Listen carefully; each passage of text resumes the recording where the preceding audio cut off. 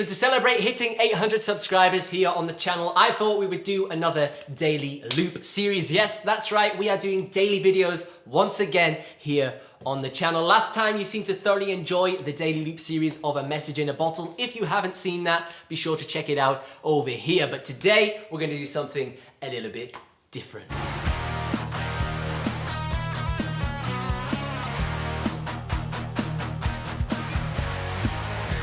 Hey, what's up? I hope you're having a fantastic day. Welcome back to another video. If you're new around here, I'm Ben Rowlands and this channel is all about live looping. I upload 3 videos just like this every single week. So if that's something you're interested in, consider subscribing. Now in today's video, I thought we could do another song in the daily loop series. Now this time I thought we could take a look at an Ed Sheeran track. Now whether you love or hate the guy, you got to give it to him. He has brought huge awareness to what a loop station is, and it's made it way easier for musicians like ourselves. When people go, oh, what do you do? And you're like, oh, I'm a live looper. And they're like, well, what's that? And you're like, it's kind of like a cooler version of Ed Sheeran. And then they kind of get what you're talking about. Now, the track I want to specifically take a look at is Shape of You by Ed Sheeran. Now, it's not necessarily the difficulty of the track that we're going to sort of talk about in today's video. It's got a relatively easy entry level in that regard, but it's actually the looping techniques Ed Sheeran is using. I think it's quite a masterclass in how you can build up a loop track and keep it super duper concise. So let's get straight to it. Now, the first thing we're going to record onto track number 1 is the drum beat. Now, one thing I love about Ed Sheeran's looping technique is the fact about 90% of the time he starts off all of his loops with some form of a rhythmic element. So that could be a drum beat or like a little sort of hi-hat sort of rhythmic pattern with his muted strings and right hands that he likes to do. And one of the benefits of doing this as your first loop on your loop station is you're kind of reducing the chance of error. You know, the margin of error is being reduced when you are doing your drum beat first, because you are setting the entire tempo for the track and then you're playing to that sort of grid of the loop track that you've just done. You know, you're playing to the drum beat you've just recorded, as opposed to playing the guitar chords first without any rhythmic reference and then playing the drums to the recorded chords, and that's a little bit more of a challenge. So what we're going to do is we're going to play this exact part. Now I'm going to play it first fast and then I'll break it down for you so you can sort of digest it. But check this out. So we're going to play this on track number 1.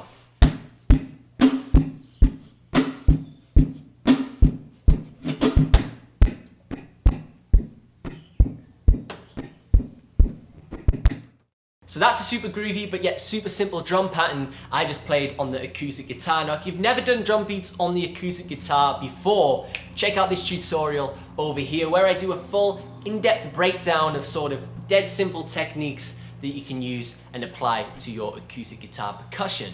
So what I'm playing there is literally is just a kick, kick, snare, kick, kick, snare, kick, kick, snare, kick, kick, snare, and then at the end it's a little bit challenging, but it's basically like a snare fill. So what I'm doing is I'm striking the strings as if it's a snare, and then with my thumb I'm doing a ghost note and flicking up on the strings and then striking once again. So it's like strike, flick, strike. So cool little technique just to sort of switch it up a bit at the end of the loop. So I'll play you that slowly and we'll loop it in, so it'll be like.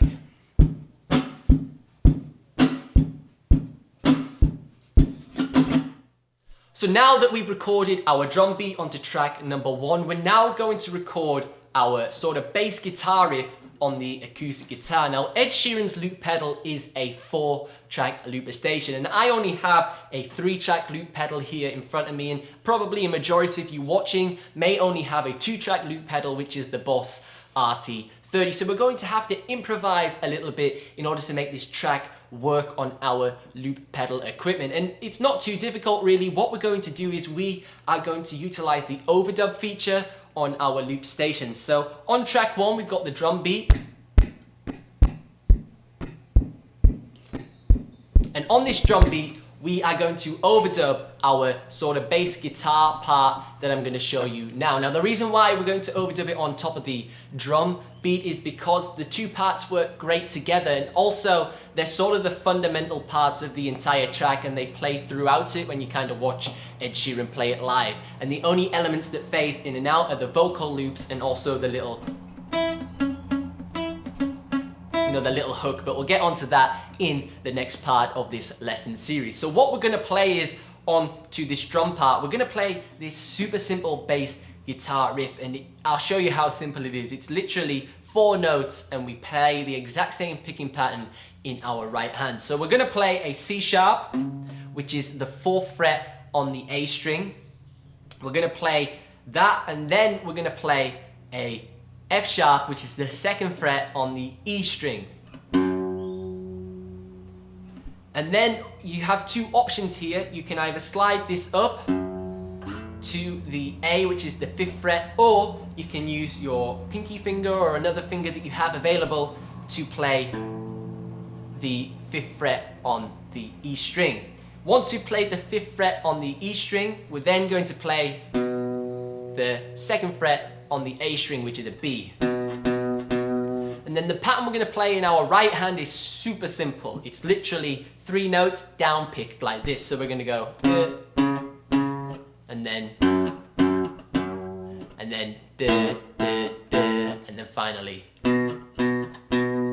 So that's all we're going to play. Now, to make it sound a little bit more stylish, I'm going to show you a slightly more advanced technique used by only some of the best guitarists, and that is palm muting. Now, what we're going to do with the palm mute is we're literally going to take this part of our hand and we're going to place it sort of on top of our strings. Just rest it there or on top of the bridge, depending on where you prefer to place it. But we're just going to sort of slightly mute the strings and then pick like that. So we're then going to play our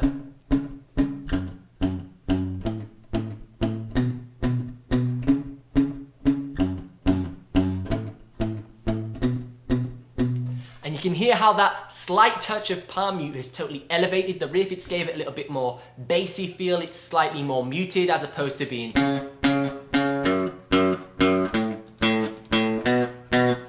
that's super obtrusive and it sounds super basic, whereas palm mute, it sounds like you're doing something difficult.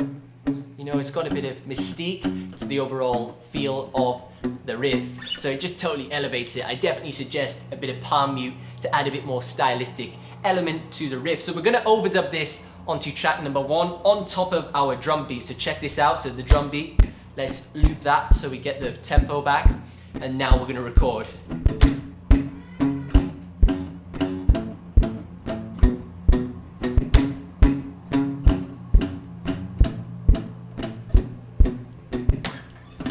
So that is it. We are well on the way to building up this track. Now, if you want to catch part 2 and part 3, where we're going to break down the 2nd loop and then finally the 3rd loop, be sure to click that subscribe button and turn notifications on so you don't miss those videos when I upload them. But for now, thank you so much for watching. I've been Ben Rowlands, and if you want to learn more about live looping, check out this video over here, and I will see you in the next one.